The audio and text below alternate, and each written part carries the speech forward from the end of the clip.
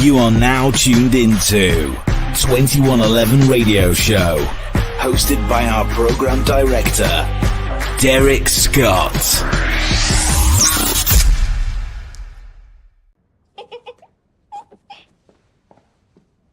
This bubbly behavior is unusual even for you.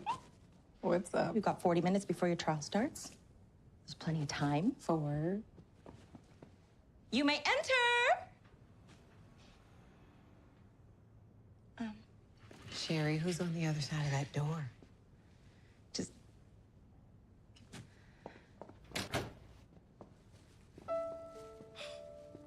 We've really got to work on your timing, sir.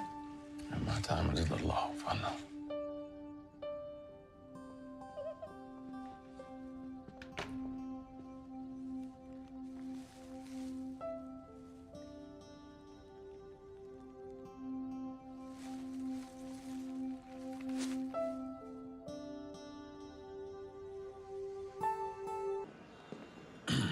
Andre Armstrong, Robin Taylor, Lola's husband. Figured it was about time you and I met. Oh, yeah, nice to meet you. She speaks so highly. I'm gonna need you to stay away from my wife. Hold up. No, you hold up. The next time you think about planting a kiss on my wife, think twice. It's gonna be a problem if I see some shit like that again. Oh, you saw that? Yeah. Oh, wow. Look, I'm really sorry. I am. I'll be more careful next time. It's not gonna be a next time. There's no need for hostility. And we can sit down like two mature adults, talk this out, crack open a bottle of the hard stuff with the blue label. My treat. Just know I don't like no grown-ass man walking up on me. I said all I needed to say. I heard you're an FBI agent. Anything in the building we need to be concerned about? There must be a reason you're here. There's a reason. I'm visiting my beautiful wife. Friends with all the security in the HOJ. I know all the ins and outs. Pop up over here all the time. Is that right? Well, since you're familiar with the HOJ layout, I'm sure you know there's a dual entrance to Lola's chambers, the front and the back. Oh, damn. I prefer the back. Okay. Robin, hi!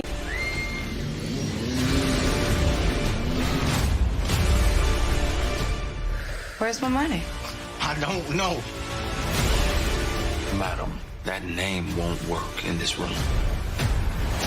I am the room.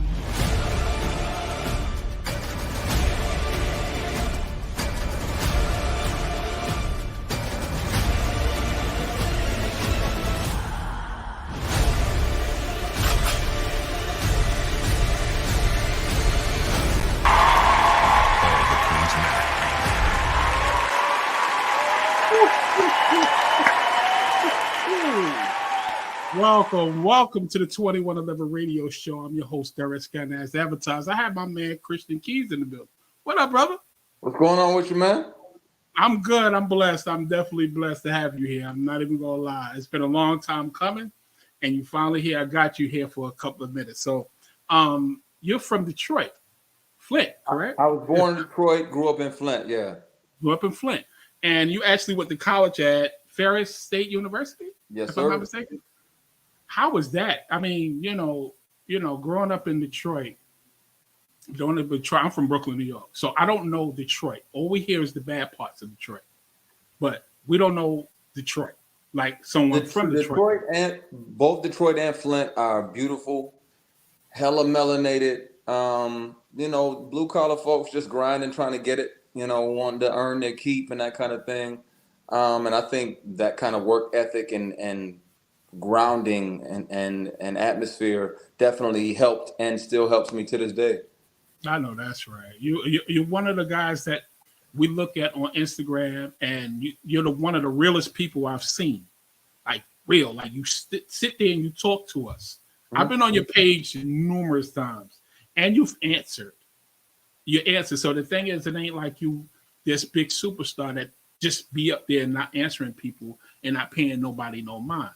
Right. Like, for instance, one day, if I'm not mistaken, last week you did an Instagram post about buying some Jordans with this young man, and he sent you something fake. Like, who does that? You're Christian Keys, first of all.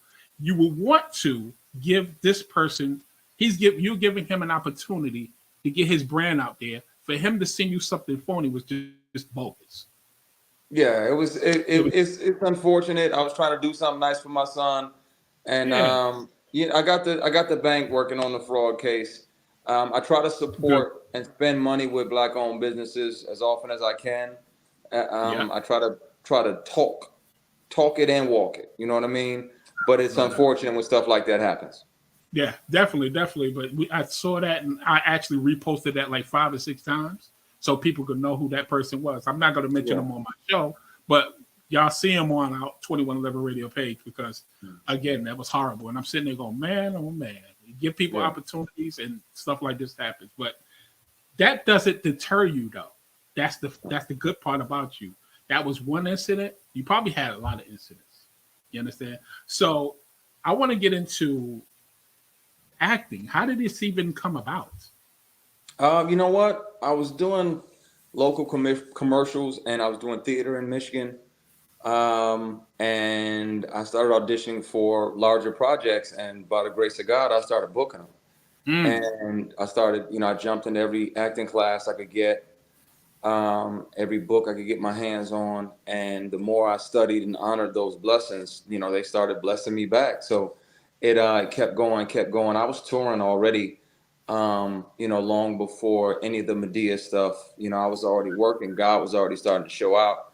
And then that came along, yeah, and then TV and film after that, and it's been a grind. There were some slow seasons and some Job seasons, yeah. but we bend under pressure, we don't break. So It's- I stuck it out even during the hard times, and by the grace of God, man, it's now I'm usually on 3 or 4 shows at a time, yeah. and nobody can orchestrate that but God. So it's a blessing, man. It's It's a, if we honor our opportunities, those they become hallways and hallways of blessings. yes, it is. Let me give you a round of applause. Yeah, definitely. So the first film I want to get into, because I'm not going in any particular order, but it was different. This part for you was different. The Boys. I love it. I love that show. It's such a wonderfully dysfunctional superhero show, and the anti-heroes are actually the heroes. Yep. And it's just wonderful. And what's crazy is, remember when I said about honoring opportunities? Mm-hmm. I did that when I worked on Supernatural, Yeah. probably 2 years before I booked The Boys. And I played a villain on there. I had powers and I could fly and all this other stuff. Yeah. And um, the same showrunner and show creator from Supernatural, they made sure that I was able to audition for one of the parts on The Boys. And you still got to do the work and prepare and go in there and earn it. But just to have the opportunity to step foot in that room and audition, and again honoring that thing, and then here we are, and it's a privilege to get to do what I call my career. It And is. so anytime I get an opportunity like that, man, I want to show up prepared, professional, punctual. I want to kick butt and go home. That's it. No doubt, no doubt. And it's crazy. You said punctual. He was here, no lie, y'all. Okay, this man was here like 10 minutes before.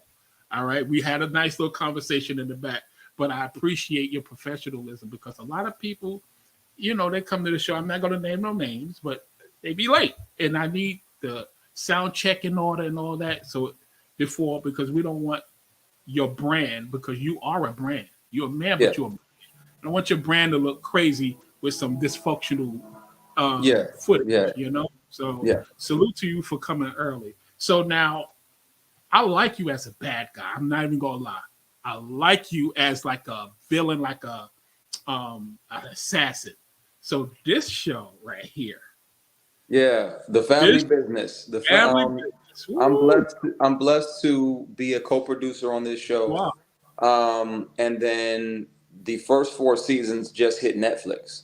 Yes, it did. So when you go from like BT Plus, which is a wonderful platform, created for us to celebrate us, Yeah. and there's maybe 3 million subscribers. When the show goes from there to like Netflix, now there's 400 million households or more that now are introduced to the show, and it's almost like the show is coming out again. So I'm excited about that. We're about to get busy filming season 5 of the Um, family business. You see, and that's a beautiful thing because that's my show. I actually got my son into it now. He's younger, but he sat here and he was like, I said who I was going to have on the show. He said, who's Christian Keys? I said, wait a minute, hold on. You look at Family Business and you don't know who he is? He's that guy with the daughter. Paris. He said, the assassin?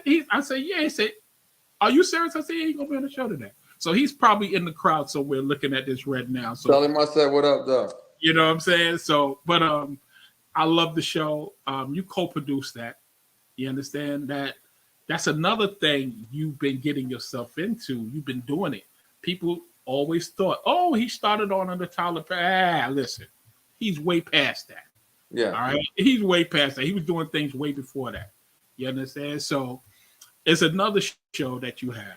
Now you wrote and produced this. Now this, I don't know what kind of brain you got, brother. I'm telling you right now, but this show right here is dope. I'm not even going to front. Dope. Thank you. Thank you very much. Tell us about the show, man. My goodness.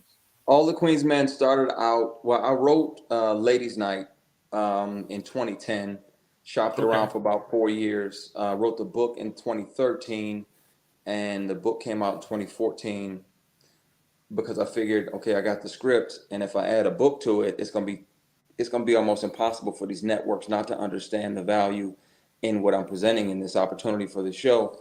A lot of them still said no, and then I pitched it to TPS in 2019, and they licensed it from me. And the beauty of it is the ownership. Once we're done, once it goes 100, 110 episodes or more, once it's finished, I get my creation back, and I can write new books in that space. I can write new movies about various characters. I can do a spin-off movie for the concierge. I can do a spin-off movie for this character.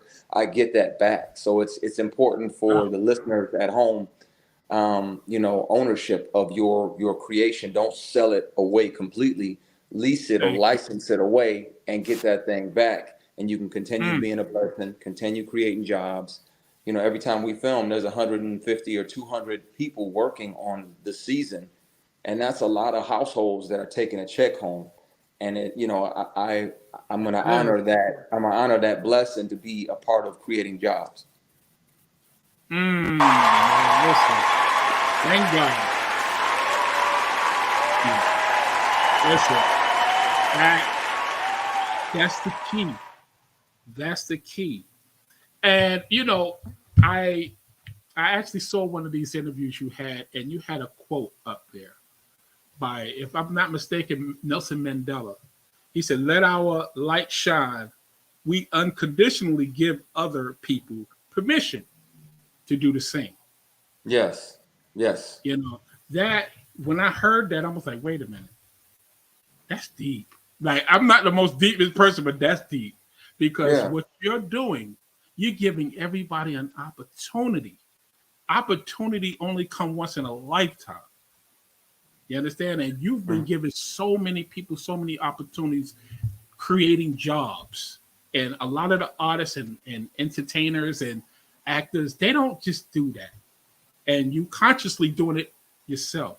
And that's God, bro. Yeah, all day. I you know what? One of my conversations with him on a regular basis with God is that he continue to lift me up, keep elevating me, because every time you lift me up, that's more people I can tell how good you are and what you've done for me. So, and I think that's our job. Like when I'm not going to sit around and take credit for the stuff that he's done and the blessings he's given me. I'm going to do my part. But at the end of the day, like my shirt says, favor. God will come through and sprinkle favor on and water what you're building, and it'll flourish and it'll explode in the most amazing way. So I'm so excited about what's going on now and then what's coming. Listen, you're getting a lot of round of applause. I'll tell you right now. Listen,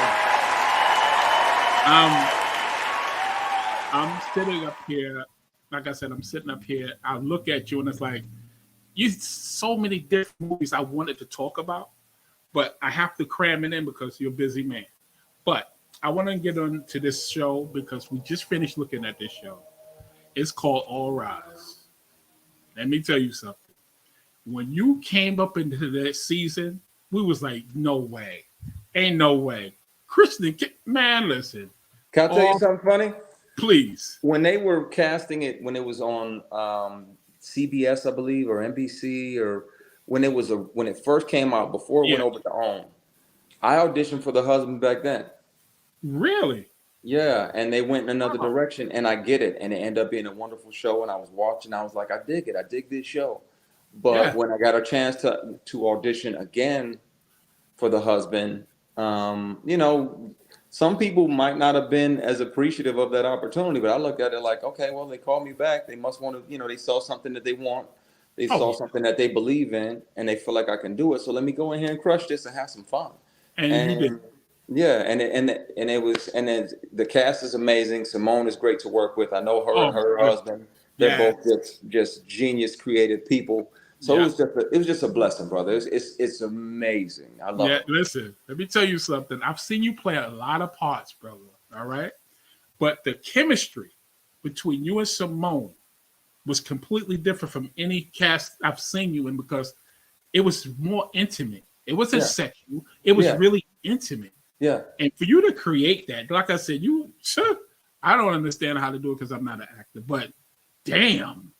It's, you know what, part of it, I can't take all the credit. She's such a dope actress, that it's, at the end of the day, when you build that trust and you know, okay, the other person in this scene with me is a G. She is not coming to play. She ain't tiptoeing. So you better be prepared. You better have some choices made, and then also be flexible in that space, because she'll take a scene completely something different. Yes. And then the next take she'll go over here, and if I'm paying attention, and I take that trip with her, then we can. Every take is a different kind of wonderful, and I love working with actors like that.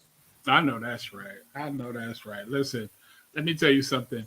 Before I let you go, because I know you got to go, this month is National Adoption Month.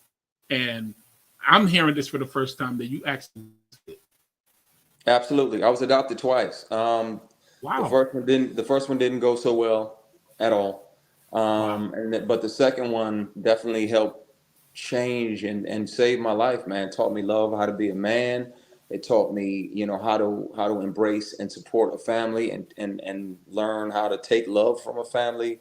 All lessons that I had never really learned as a child. And I encourage anybody who's fostering kids or considering adoption, to make adoption an option, because there's a lot of amazing young people out there that deserve a shot, and you just might be saving someone's life. Yes, and that's true. So I understand that, and something I would like to have you come back for, because that's a subject that I would like to put on my platform for people to understand the back end of that. You understand? So Absolutely. Now you're on tour. Yes, sir. Tell me about this tour, man, because you've been killing it. I have footage, but I don't want to play the footage because I don't want to spoil it for the fans. But you'll be, brother. Huh. I appreciate it, man. I'm having fun. There's a whole nother side of me that has been in love with music, has had a passionate love affair with music. I fell in love with music at 9 when I heard Overjoyed by Stevie Wonder. I was like, what is that? What just happened? It felt like I was on the beach watching them make building sandcastles together. And I was like, the storytelling element, the love and romantic element, the hopefulness of it all. I was like, I want to do that. So I started writing songs around 12, and I thought it was going to be music before acting, but God had other plans. But now being in this space, the new album Get Involved is out now. There it is, yeah. It just came out a week or two ago. I've already released 4 videos. The original, Under That Veil, So Sweet, Cook My Dinner Naked, and the Red Wine mix of Under That Veil. Those videos are out. There's 4 more videos coming from this album. I already shot them. So I just wanted to give everybody, like I said, I value giving them their money's worth. If you buy the album, I want to give you the videos, and then when you come see me live, you're gonna get a show. Listen, I've seen some footage. All right, so I don't want my wife to see this, But let me explain. He has this apron on, with no shirt. He gets on this damn stage, and the women went bananas. And then the song is called "Cook My Dinner Naked," so the apron was appropriate. Man, he took the damn shirt on, and the whole crowd, the women went crazy. I said, "What the hell? My wife ain't going to see no damn Christian Keys. No, we're by the album. Damn it, I'll tell you that." Thank you. I appreciate it. But listen, we actually 2111 Radio actually has So Sweet and Under That Veil in rotation on 2111 Radio. Thank you. That's been sparking. I actually have clips from the video. So what I could do, if you don't mind, I could play a couple of seconds of the video for people to see the footage of the video because it's very quality. It has a lot of quality. It was money spent, and the directors got it right. The production companies got it right. So yeah, please bless them with that. I know you have other things to do, and I still have, my day is crazy. But, yes, it is. Please post something up there for them so they can check it out. Yeah, man. So listen, what we're gonna do, I'm gonna let you go, but I'm gonna play the video as you go out, and then again, I'll put it on my page as well, on our pages. I greatly appreciate it, brother. Thank you, and I'm honored to be here. So thank you again for having me. Yeah, man, it's been dope, man. I appreciate you, brother, and definitely have to have you come back. Absolutely, consider it done. So introduce So Sweet, and then you could go ahead. Got you.